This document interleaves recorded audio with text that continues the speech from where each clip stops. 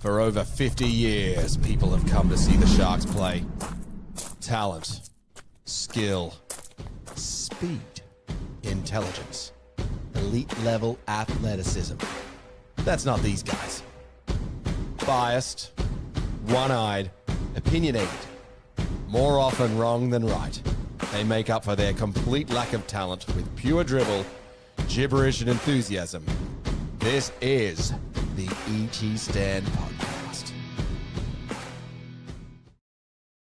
Welcome to the podcast that doesn't leave its B team on the sidelines, does it, Franco? This is the debrief. This is the ET Stand. This is David Boulderman alongside his good mate, Franco. The 8 teams, we're just here ready to go. Apologies for the look and feel. I lost the border.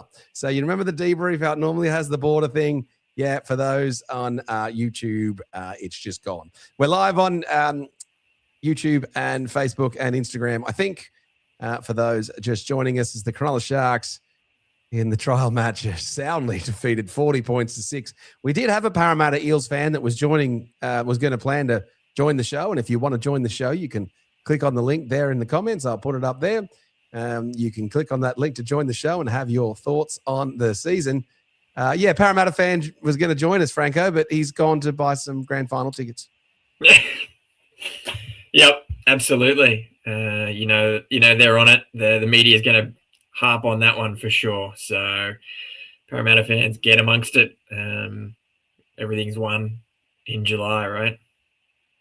Yeah, well, it's just March premiers, April premiers, the Parramatta Eels. There's going to be all the talk of 7 from 9 and Troy Pezzett and all this sort of stuff. They beat the B team of the Sharks, but it was a pretty lackluster event. All right, well, look, hello to everyone who's joining us. Do get your comments into the show and any suggestions for the season. We know it's a trial match and we're slowly building things up here with the Cronulla Sharks and the ET Stand, so we'll get through it. I don't think we're going to get as many comments tonight, Franco. It's a trial. It's a trial podcast, is what it is as well. So trial. We're a little bit rusty in the off season too, so we're coming back strong. We'll get better. We'll find our border. We'll find our little videos, and we'll find the hard drive with the border. I've even got the different logo. I've got the Shark ET Stand logo up in the top right hand corner.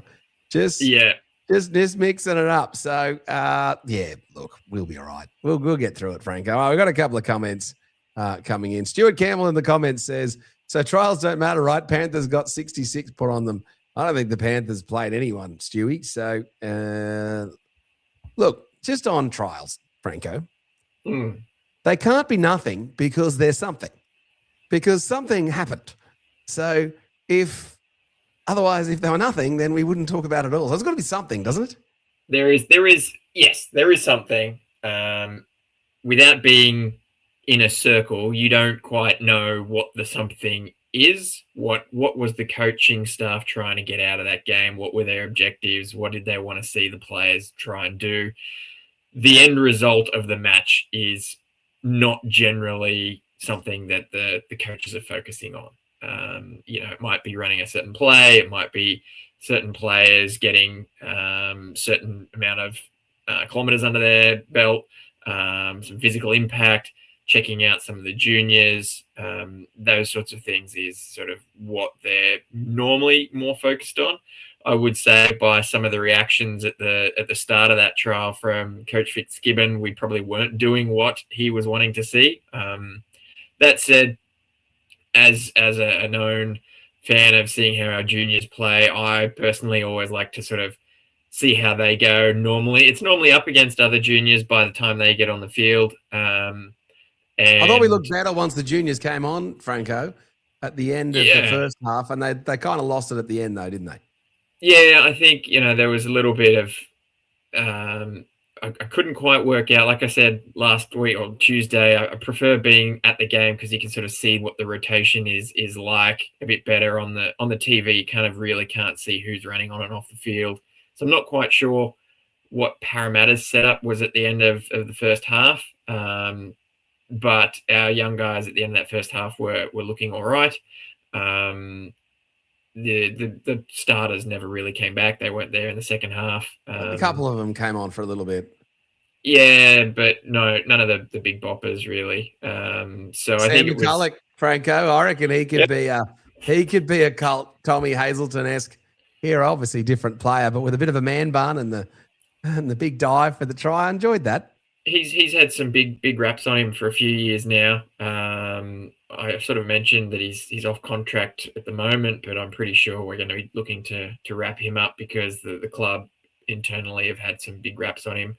And people who sort of follow the junior leagues closely have all sort of spoken highly about him. So I sort of expect to see him sort of getting a bit more exposure to first grade over the coming season.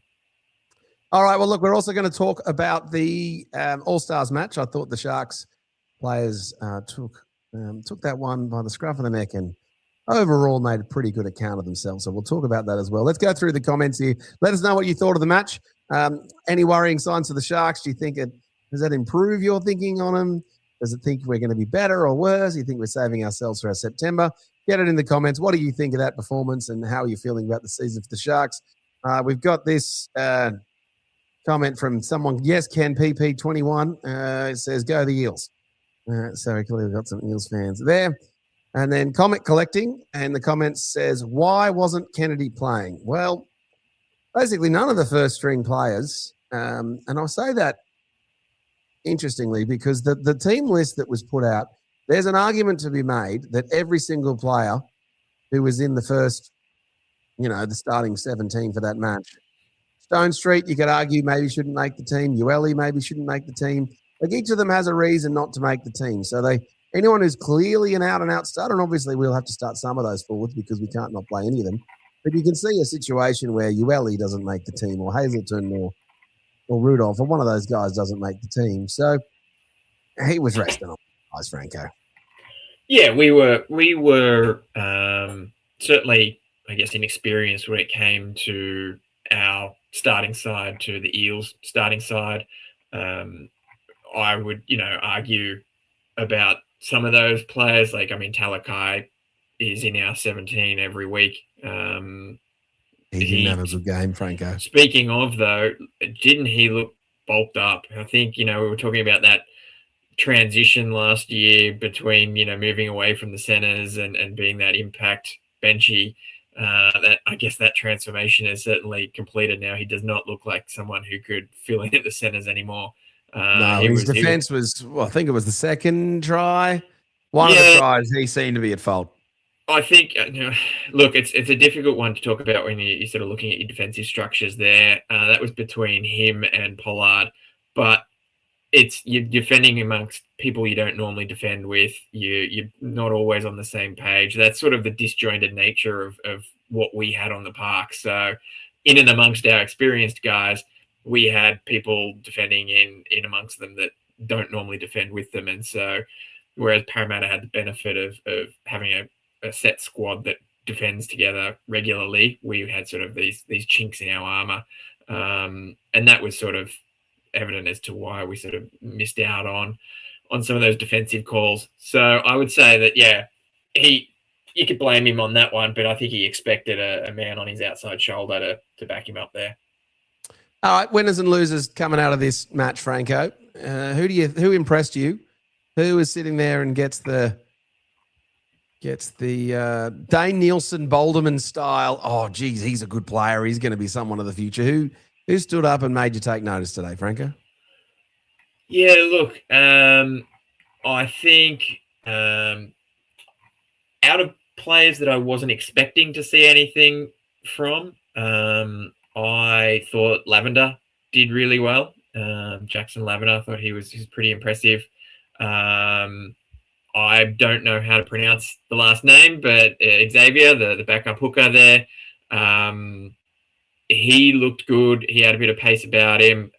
He seemed a little bit selfish with the ball at times, though. So, maybe he's trying to prove himself a little bit there and doing a few more darts than he needed to. So he was still impressive nonetheless. Obviously, you mentioned McCulloch. My boy Felix Fertilli, he was impressive.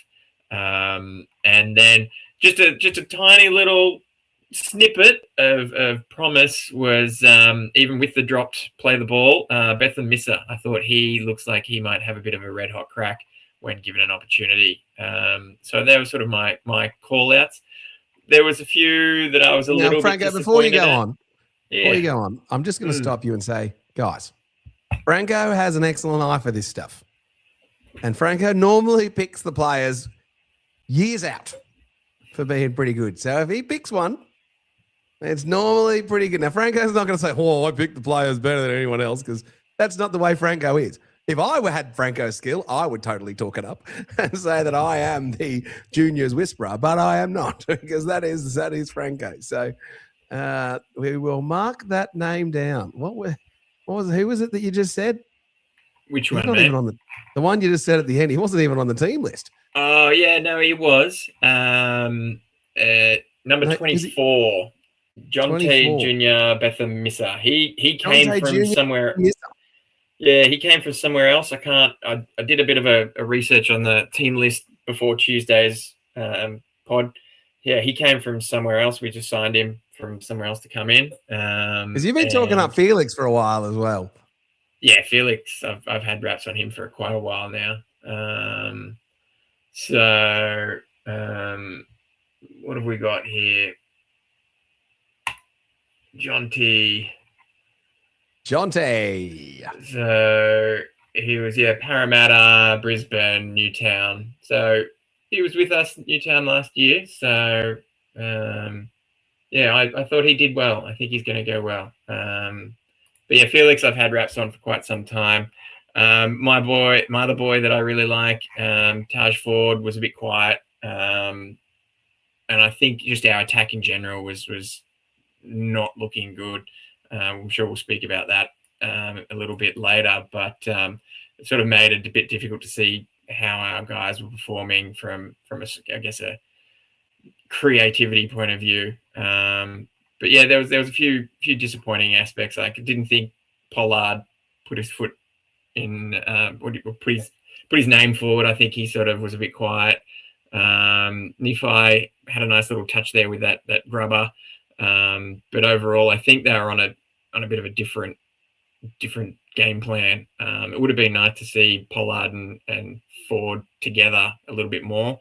Because they've played together more, haven't they? Because they've played together more. They came through, fled together, yeah. And Gabriel seemed a bit shaky in defence, running out of the line a few times. His man. He had to read that first try where he rushed out. He had to rush out then. They were tough. But he had. If you do that, you got to hit your man, right? And he sort of didn't wrap up the ball, so that's a problem. And there was a few times where he sort of steamrolled a little bit. So yeah, that was a shame. And then I think Stone Street probably didn't have his heart in this match. I think he. Well, if we're going to talk Stone Street, Franco, we'll get the president of the Sam Stone Street Club into the show. So as you guys may or may not know, we've got the link up there. If you want to join the show, you can do that. And the champion of the dial-ins, as we like to call them, 2.0 joins us right now. He is also the champion of the Samuel Stone Street fan club. Franco was just coming out saying Stone Street didn't have a good game, 2.0. Give us a reaction. We will talk later about that insubordination, Franco. He's putting words in my mouth there. He's putting words in my mouth. I didn't say he didn't have a good game. I said he didn't look interested. Well, I'll say that he didn't have a good game. I'd rather have a bad game than not look interested. Yeah, he dropped that bomb, which should have been a penalty every day of the week because he got his legs taken out from underneath him. Even though that's true, it was an accident, it's still a penalty. But yeah, he didn't have a good game. I thought Gabriel he ran hard, but he did miss a couple of tackles. I'm also the president of the Gabriel fan club as well, but you can only have one or two players. 2.0. You can't. You can't. I'm big on both. You can't have all the players. To say that. Nah. So yeah, that left edge looked a bit dodgy, but they probably haven't played that much, especially in this kind of arena. But yeah, I think they pulled Sammy with about 30 minutes to go, 25 to go, just so he's fresh for the season. And I think they're going to put all the boys on next week, so we'll have a better understanding of where we're at, because you can't put the kids out there against they probably had about 15 first graders out there, Parramatta today, so until later in the second half. Yeah, Yeah. but Parramatta first graders are normal teams reserve graders 2.0. So you'd have to think that, I don't know, look, you'd rather win 40 points to 6 than lose 40 points to 6. But I don't think you're quaking in your boots. Has it changed your opinion on the upcoming season 2.0? Give us your view on the Sharks and the upcoming season. Nah, no, not at all. I mean, it blows the cobwebs out for all the boys, gives some young kids some experience like Sam McCulloch and Felix and Taj and all that. But it doesn't. It's just a trial. It's exactly for that. You have trials. I mean, I know we carry on about the 100,000 and we'd love to win it because we haven't got much money. But I'd rather be losing now and playing at the end of the season rather than winning now and not playing at the end of the season. So, and I think you touched on it before. The All-Stars game, our boys look pretty good. Well, Parramatta are going to be full strength next week, trying to win the Witzer Challenge. I still don't actually know what Witzer does. And if anyone can in the comments tell us what that business actually does, and I reckon Franco doesn't know what they do you? Nope. Yeah, you 2.0, do you know what Witzer does? Does anyone in the comments know? What is Witzer? What do they do? Who are they? Why are they the sponsors? I'll Google it now for you about that. I've done that. I can tell you what it is if you want. What is it, Franco? It is a online payment system. So it's an app for invoicing and payments and whatnot. All right. Well, if you want to pay the ET stand to be the sponsor. Speaking of sponsors, we haven't locked down the sponsors yet. For 2026, if you would like to be a sponsor of the ET stand, we can probably squeeze you in. We are inundated. We've got like so many sponsors. It's, we're having a fun season with that. All right, look, in the comments, Frankie Fresh 2010A says, would have been great to have seen Ison have a run. 2.0, what do you make of Liam Ison not playing today? Well, it was. I was a bit worried because I saw it about an hour before kickoff, but he had knee soreness, which is not related to his ACL. So it was his other knee, I'm guessing. So best to put him on ice just in case. But yeah, I was a little disappointed not to see him because I think he needs as many runs as he can get leading into the season. Hopefully, while I agree, I don't think we would have seen much from him had he played tonight. No. The way we played, the players that we had in the team, I think he would have just been on a bit of a hiding to nothing if he'd have played that match. I think he would have definitely put an effort in and probably would have looked a bit more impressive than the players we had running around at fullback tonight. But overall, I think he would have copped a bit of a belting and would have been looking for the ball and doing a lot of 1%ers for not much result. I reckon I'd rather see him play next week with Nico and Trindle for 15 minutes. He will. I think he would benefit far more from that. And I don't think Kennedy really needs to play. Let's not forget Kennedy is injury prone. So I don't see any reason playing Kennedy next week other than play him in the second half. Kennedy's obviously going to be the Sharks starting fullback for next season and Ison will come in at some point. But they're not going to re-sign Kennedy, are they, 2.0? You're on the Kennedy's gone bandwagon. I prefer not to see Kennedy play at all based on his defence. But, listen, it was a smart decision just because Ison hurt his knee last year. If he hadn't hurt it, it would have been interesting to see if they did. But we'll see. And it's not that I don't think Kennedy's not a good player. He's just not a premiership winning fullback kind of caliber player, in my opinion. You know, you look at Ben Barber and like when we had him in 16, Tedesco, he's not better than him. You can go through the top 12 clubs in the NRL, and I'd rather have their fullbacks over Kennedy, purely based on game-breaking, game-winning ability. He's solid without being spectacular. That's the nicest way I'll put it. Every player's good at the right price. I think you'll find... Give us your season predictions before we let you get out of here, and then we'll talk All Stars after that. Franco, what do you reckon? Give us season prediction. What are you thinking? I say top 4 easily. I'm not as confident as you on the minor premiership. I think we'll be top 4.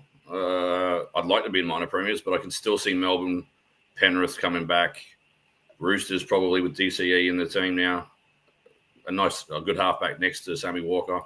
Bulldogs aren't going anywhere really. And, well, they got Lockie Galvin, so they might go downwards a little bit. There's Warriors will be better. I don't know because they haven't got. Have they got Metcalf back? I think he's back in round 10, round 8, round 10. So he not they gonna might be start back off round slow. one? He doesn't They start might- the season. No, he doesn't start the season. All So they right, might then in start that slow. case, yeah, it might be a missed season for the Warriors. Yeah, so I can see us winning top 4. Still all depends on injuries. If AFB goes down, we're back to how we were before him, which we're not going to win a comp with our forward back before him. Nico and Tricky, based on the halves I saw today, I think, yeah. I think tonight's thing 2.0, what tonight showed us, is the Sharks can't win the comp with any injuries. We need 0 injuries. We can, especially in the back row. I think our thinnest stock's in the back row. So if Nico goes down for the season or T goes down for the season, can't win. We need full strength. I think the big shout out in terms of injuries is also our outside backs right now as well. I think especially, with Mulatalo down with his ACL, not coming back till late in the season, if we lose one of Stone Street or Katoa, and they've both had extended injuries in the past couple of seasons. Then we're playing Ison on the wing. We're playing Ison on the wing, which means we don't have backup fullback. We've still got Mawini. Or we're doing something crazy like playing KL on the wing or like something. Well, they'll still have Hiroti for this year. True. That's true, yeah. So it's not the worst, but it's not great. Good shout out there, 2.0. But yeah. All right, 2.0. So where are we finishing? You reckon top 4? I'll say third. Third. And comfortably, not just in the last game of the season. I think we'll be 4 to 6 points, maybe inside the top 4. So does that mean in round 27 we're playing for the minor premiership against the Storm? I don't know. It could be. It depends on how. I don't think so. I think Melbourne will run away with it again. They're that kind of team. You just every time they say it, someone says they're going to go down, they end up going to another strength. So I'll say Melbourne run away with it, but I say we win the first week of the finals, get a week off, and then we get to the grand final this year. Yeah, right there. I won't say we'll win it, but I'll say we'll be there. I'll clip that. All right, 2.0. Thanks for coming in, legend. Man, go enjoy the rest of your weekend. We will no doubt see you during the rest of the season. If you want to be a legend like 2.0, click on the link like 2.0 does and have your say. We love having 2.0 part of the show. Gives us a bit of realism. All right, mate. We'll see you soon and see you during the season. Will do, boys. Have a good one. See you, mate. That was Williams 2.0 live on the dial. And if you'd like to join the show, click on the link in the I'll go put it up. There it is. You can just click on that link and join the show. All right, look, let's talk about the All-Stars match, Franco. So I haven't actually asked you if you watched that. I watched it in full. And I've got to say, I didn't enjoy the Sharks match at all, but I thoroughly enjoyed the All-Stars match for a few reasons. One is I thought the culture at the start of the match with the traditional tribal war dances was just terrific. It really captured the spirit and essence of the cultures. And you could also see the passion that was there behind the teams and also the wider groups that were involved. Franco, did you watch it, some of it, all of it? Yeah, that pre-game, tribal haka and dance has been getting bigger and bigger each year. The last couple of years, I think they've sort of, for lack of a better term, got it to a fine art and really know how to sort of get the blood pumping and start that game off right. I'd say I did miss some of it, to be fair. Third quarter, I was away from the screen and didn't really get to watch that quarter, but I saw the rest of it. I thought our boys did well and held our heads high, representing the Sharkies. I think it was a good game. Obviously, it's entertaining. It helps when it's comes down to the wire and it ends up being a draw. You're always a bit more edgy of seat as opposed to a bit of a landslide one way or the other. I thought the Aboriginal team was going to run away with it. I thought they would just be more skillful and our halves would put it together more for them. And I actually thought the Aboriginal team lost a bit when they put Nico to fullback. In fact, the Maori team immediately scored as soon as Nico was put to fullback. So that wasn't too encouraging. We lost a little bit of shape as soon as that changed. But you saw some cool stuff. Kronk was super enthused about Nico running the ball. We saw a couple of try assists. There's a nice kick from Trindle to set up one. There was that chip and chase with the disallowed try for Trindle as well. Trindle went off for a HIA for a little bit. And so overall, I thought the halves did well. I give them a solid B+ score for both of them, Franco. I think the ending there with Trindle going off HIA is maybe what crueled them for attempting the 1-pointer. We sort of looked all sorts there as far as organisation was concerned, setting up for that field goal, either that or lack of awareness, but both are inexcusable. Looked like the Sharks. I keep saying we, obviously, we're Boldo's rule for state of origin applies for the Indigenous All-Stars as well. It does. The Boldo rule. Did you use it? Are you using it, Franco? For this one, I am for sure. Yeah, I think that was fair enough. Well, for those that are unaware, you cheer for the team that has the most Sharks players representing, including state of origin. Well, that's what I said. That's your state of origin rule. So, so I'm applying it to the All Stars match, which we had more Sharks players for the Indigenous team. So that was my team for the day. But yeah, I think it was interesting to see you giving the halves a solid score there, but it was interesting to see the way that Trindle basically ran the team. He was doing a lot of the kicking, a lot of the organising, and Nico was playing off the back of that, it seemed, more often than not. Seems like they adopted the Shark style, Franco. Well, no, because, it's sort of more of a left-right shared responsibility. Yeah. In this scenario, I think they continually tried to find Trindle to put the kicks through. Even though he kicked it backwards for one of those. That was Trindle, wasn't it? I don't know, mate. I think it was Trindle. Someone in the comments want to confirm that. I'm pretty sure it was Trindle. He kicked it without looking up stats, and again missing one of the quarters, I'm going to say it looked like Trindle was sort of doing a lot more game management there through that one. So now Rami to see if that comes. Rami and Noodles, Franco. I thought Ramian was. I hardly noticed that he was out there and had to be reminded that he was out there. I thought he was missing, but 2.0 suggested otherwise. What was your take on Ramian? I also thought he was a little bit quiet, but he was. This is going to sound like a bit of a contradiction. He was very strong, which is typical Ramian style, right? He hit hard in defence when he needed to, and I thought he had a couple of strong carries. But overall, I thought he was a little bit invisible for the match. Now, the Sharks players that were involved, Britton Nickera and Marwin Harodi, were on the Maori team. I thought Britton Nickera was a definite winner coming out of that game. And watching that, Britton Nickera has to start week 1 for the Sharks. And everyone likes the idea of Billy Burns. No, Nickera has to be in the starting team, doesn't he, Franco? Yeah, Nickera was awesome. I thought he was in everything. He's really passionate about this game. I think it showed, and I really don't think there was any question as to whether or not he would start in round 1. The Billy Burns thing at the end of last season was a little bit more of don't change your winning formula. But here, yeah, Nickera is definitely gonna start, and we'll take it from there. Hopefully, continues onwards and upwards. It's also nice to see Marwin Harodi get a hit out and have played for a few times. And I said this in the green room before we came into the show.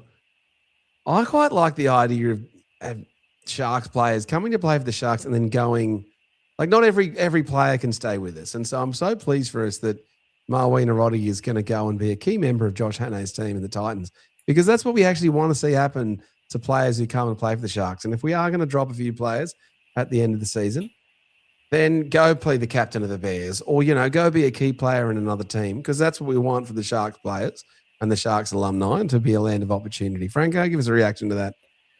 Yeah, I feel that Harodi has copped a bit of a bad rap for a couple of years there. Why are we re-signing him? What is he? He's got nothing. He drops the ball. Hope he never plays for us again, sort of feedback from a bunch of online community. That said, he's just done his job. He's just trained hard. He's filled in where he needs to. And I think he's turned a lot of people around over the last few seasons in turning up and doing a really good job when needed, filling in wherever asked. And that culminated in really people sort of saying he should be in the top 17 towards the end of last season. I think, obviously his connection to Hannah has helped him there get the gig at the Titans. And knowing what he said in the interview about, turning down the Dragons contract, hoping that contract he signed with the Titans is for a regular starting gig, because he definitely deserves it. Definitely true. All right, they're going into next week. Put your Fitzgibbon hat on. How do you pick? What's your strategy going into it? Well, we have to win? Before I forget about it, I did bring up the stats just now. Trindle 12 kicks to Nico's 2. So it was definitely the general. Trindle was definitely kicking. Yeah, Trindle. And Nico just most run meters for the Indigenous side. So it'd be interesting to see, as I said, if that sort of balance continues in Sharks colours, or if they sort of start sharing that role again. But yeah, my Fitzgibbon hat. Look, as is generally the case for week 2 of the trials, you put your full strength squad on, have a good hit out for about 20-30 minutes, and then sub most of them off for your juniors or your reserves. No, it's not a B team. These are our good young kids coming through. Everyone's trying. Nothing wrong with being the B team, Franco. Did you ever see the Samurai Pizza Cats? Franco, did you ever see the Samurai Pizza Cats? I did. Yes, I did. And they had the B team. So the Samurai Pizza Cats were the 3 cats that were like the superheroes. And then when something bad would happen to the Samurai Pizza Cats, they would bring in the B team. Now, the B team was always the best performing episodes of the Samurai Pizza Cats, because the B team was hilarious. Nothing wrong with being the B team, Franco. Yeah, well, it's arguable whether or not the Samurai Pizza Cats themselves were the B team to the Ninja Turtles. So we'll see. That may be true. Definitely may be true. Look, if I was Fitzgibbon, I coach a soccer team. And in week 1, we've had our 2 weeks of trials. And week 1, I put the guys out and just said, we just want to do fitness. So I left a lot of players out for longer rather than substituting. Week 2, I put them out to win. I thought, we need a confidence booster. And I think we got beaten 40 points to 6. I don't think it hurts for just to, okay, cool, yeah, the Sharkies are back here, even if it's just 20, 30 minutes. I don't want them putting on any moves that they don't need to show off yet and put things on videotape that people can look at later. But I want a solid performance, and I want to see Fanua Blake, and I want to see Nico, and I just want to see some, let's go. Well, obviously we want to see a better defensive effort, right? So I mentioned earlier when you asked about, was that a try that slipped by Talakai? Was that his fault? Well, theoretically, there's no excuses this time. You've been defending with these guys inside and outside. Most of last season, most of the season before, all of off season, you should be rock solid in defense trials too, especially with the first grade team on the field for the first, as I said, 30 minutes most likely. So you want to sort of try and have a donut in terms of scored against you by the time you start subbing people out. That would probably be your first goal. If tries and points come off the back of that, then that's just cherry on top. Now, new for the ET stand in 2026, I'm going to keep tally of the captain's challenges. We are 0-1, Franco. 0-1 on the captain's challenges. Give us a prediction. Will we be above 50% by the end of the season? No, we will not be. I would still say if you put an asterisk next to Captain's Challenge, where we were able to legitimately identify that Captain's Challenge was a strategic challenge, it was a time waster or something like that, so it shouldn't be counted towards a we were trying to win the ball back. But arguing about we still wouldn't be 50%. It's true. It's like in the tennis when Roger Federer just goes the challenge. It's just because he just challenges the points that are important. Because the margins, he's like, I'm just going to challenge the points. I actually wish the NRL and the Fox League was better at keeping the stats on the challenges. How many teams are successful? Which players are the most successful? Which ones are the least successful? I don't understand why they don't have that. So we know they do have that stat because every now and then someone calls it out, but they don't advertise it often enough in terms of their commentary team or their analysis. So I agree. I'd like to sort of see a bit more access to that. But we here at the ET stand are apparently going to have that one covered for the Sharks. Get to you guys. I think we're just going to keep tally on the scoop. All right, joining us in the green room is Stephen Russo, who is with News Corp and was at Henson Park. So we'll welcome Stephen into the show, into the green room. Hello, Stephen, I'm walking down the street, so I might not necessarily be able to show my face just because you don't really want to see a road in the background, but I'm happy to go audio only if that's okay. Yeah, let's go audio only. Well, but you're already in the show, Stephen, so you are going audio only, so tough. It's all right. Hope there's not too much background noise. I only just remembered that I made this commitment while I was walking out of the ground, so apologies as well, but here I am. All right, what did you make of it, mate? You were obviously down at the ground at Henson Park. Did you see Albo? I did see Albo. He unveiled a plaque to commemorate the reopening of the ground and the $20 million facelift that it underwent through funding from different levels of government and the AFL. But it was a pretty jolly occasion, all things considered. I mean, I'm biased. I'm a big Newtown man. So, of course, I would have appreciated the nostalgia and the fact it was hosting big-time footy again. But, tough afternoon out there for the Sharkies, no doubt there. Of your Newtown lot, did anyone take your eye or think it was a standout performer or any surprises? For Newtown, well, it's very hard with Newtown because they were playing guys that will probably not be playing for Newtown. Will probably be playing for the Loftus team in the Harrigan Cup. So, I mean, there was one gentleman, I can't remember his name, he was number 4. He had a very strong game for Newtown, but I think a lot of the blokes you saw, particularly in the back line, playing for Cronulla tonight would mainly be lining up for Newtown this season. So of the Sharks lot, anyone number 4 was Gabriel, yeah.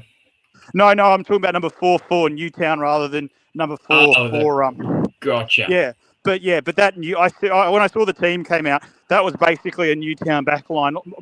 Basically, all those players have spent extensive amounts of time with Newtown, and I wouldn't be surprised to see them play a lot for Newtown again this season. Mm. Should they have worn Newtown, Stephen? Pardon? Should it have been Newtown versus the Eels and the same team? It was a very first grade kind of forward pack, but yeah, that was as I said, a lot of the back line are players who have featured pretty heavily in Newtown, particularly those halves, Pura and Pollard. They played quite a bit for Newtown last season.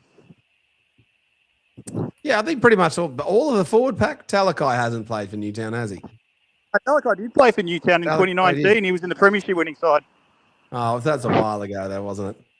But basically all that forward pack, what I would say is the Cronulla forward pack, it was just mainly a back line that was more of a, I don't want to be disrespectful to those players, but a Newtown standard back line, if you know what I mean. All right, what else did you make of the experience? How was the food, Stephen, and how was the whole Newtown and all that stuff? Well, look, I didn't actually go to any of the food trucks. I was didn't make the most of that experience. I mainly ate the food that was doled out to people in the press. So I had a pretty nice hamburger that the Sharks organised for me. But it was a very carnival atmosphere. And they were saying there were about 5,000 people out there. And look, it was a good showing in terms of like a boutique stadium hosting a first grade trial. I think the ground I wouldn't say necessarily it should host NRL regularly, but maybe a retro round game here or there might be a nice little treat for people. Well, certainly it would struggle to host a Sydney's versus a Sydney team full premiership match, wouldn't it? You could do a match versus Titans versus someone at treat it like I'd over with an out of town team or something. I mean, Brandy Alexander, with the support of Dragons fan Lara Pitt, certainly put the boot in by saying the Sharks should move there a bit more permanently while the Oh, God, that stadium annoyed me, goes under Franco, didn't it? renovation. Ooh. That said, they got, 8,000 there today. Looked like there's plenty of space for more people to file in around those gaps. That joke about that crowd figure's a joke. 8,972. Newtown say that for every crowd. Oh, was that the? I thought I was paying attention. Well, do they literally say 8,972 every time? Yes, that's a running joke for the Jets. That every crowd is 8,972. It's gotcha. Now, Stephen, $20 million given to Henson Park and the Newtown Jets for that field. Sharks fans will be sitting there going, wait a minute, why doesn't Shark Park, which actually does host first grade football, get some money? Was it money well spent? You think it looked nice on the TV, I guess? Well, I think a lot of it also has to do with the fact it's a multi-purpose facility as well. It hosts AFL, it hosts AFLW, it hosts a lot of local sport, a lot of kids sport. So, and a lot of that money also came from the AFL itself. So it is a public asset, I guess. So I suspect that's why it happened. I don't know the exact nature of the ins and outs and stuff like that. I'm not a particularly political person, but that's probably the underlying kind of reasoning behind it. All right, Stephen, how are you feeling about Newtown? Oh, it's hard to say, mate. They played very well on a trial, but once again, it's just a trial, and they didn't have a side that was anywhere near what was Newtown's full-strength side. I mean, looking at the quality of players that were in that Cronulla side in that back line, that would be, if they're playing for Newtown this year, I'd be pretty happy. They're all very solid players. Oh, that sounds pretty good. Mate, we'll have to get you on for a full Newtown season preview for an episode, Steve. Oh, I'll see what I can do. Yeah, I'd be more than happy to. I haven't been as updated as I'd like to recently. Had a fair few things going on, but I'm definitely keen to help you out where you can. I'd love to hear your thoughts. You've already probably discussed the game in depth already, but I would love to hear your thoughts about it just quickly before I log off. Yeah, it's not nothing because it happened. But I'm not quaking in my boots at the Sharks getting beaten 40 points to 6 in a trial match where none of our top players, if you were to rank our top 7, 8 guys, none of them played. Nico, Trindle, Fanua Blake, Blake Brayley, Will Kennedy, none of our top guys, Kale Hero, Sione Katoa, none of our top guys were playing. So it's not that we certainly worried. However, having said that, you don't want to lose. So I would much rather have won 40 points to 6. So we'll see how we go next week. One thing that I guess I am enthused about is I want the Sharks to come good in September. And so if he's just working fitness now and all that sort of thing, then I'm okay with it. So I'm not more confident now than I was 5 days ago, but I still think the Sharks are in for a good season. Our draw's so weak, minor premierships on the board for us. I don't think that changes my opinion. Franco, do you agree, or where's your position? Yeah, look, I think you've hit it on the head there. We don't. You're looking at the teams that were put on paper, put on the field. There's not a lot to take out of that game. That said, there was certainly a mindset this game that I was not impressed with. You think it's a trial. You're not playing for 2 points. You're playing with a bunch of kids who really want to try and stamp their authority or impress to try and make sure that they get a look in at a first grade berth this year. You'd think you'd try something a little bit more than just get tackled on the 5th inside the 20. Right? That was a big frustration last year, and if that's just part of the Sharks' DNA now, where we play safety first, no matter the situation, I'd like to sort of see that rubbed out pretty soon. I'm going to think about that strategy of the Sharks getting tackled on the 5th. That's not new. They've been doing that for a while, Franco. Exactly. And I was hoping that was dead, but yeah, but they don't want to give away the 7 tackles. Yeah, I get that, but it's a trial. They're not playing for 2 points. Kick happy, kick heavy. Get it out of your system and see how often it worked versus how often it didn't, and then go. All right, look, we we got pretty good results out of that. Maybe we do it in a first grade game. Yeah, I just don't think you're going to have them playing up and kicking for fun. But, you know. Hey, Stephen, last question before we let you go. Of course. Where do you sit on taking the 2? Oh, if you're within 2 or you're level or you're leading by 6, why not? Or leading by 12 or leading by 18. There we go. You're on my team, Stephen. Winner. You're a good man. All right, I'll catch you later, boys. Thanks for having me on. Good to have you on, mate. We'll get you in soon. Take care. Catch ya. That was Stephen Russo of News Corp, also of 2SSR Radio. He has a show on Thursdays at 4 to 6 p.m. called First Ball. What is it? 98.3. I should know the call sign because I'm also sometimes on that show, Rango. He's an absolute legend, Stephen Russo. Very, very learned sports commentator. I was also going to ask him about the stats because I know he is well connected to that. One thing I also noticed today, though, and we'll probably leave this as our last subject of the episode, Franco. Sharks fans, we were subjected to our old friend in commentary, Dan Ganane. Oh, goodness me. So I've been bandying this around in my rugby league friend circles that Dan Ganane's not a good commentator and that he hates the Sharks.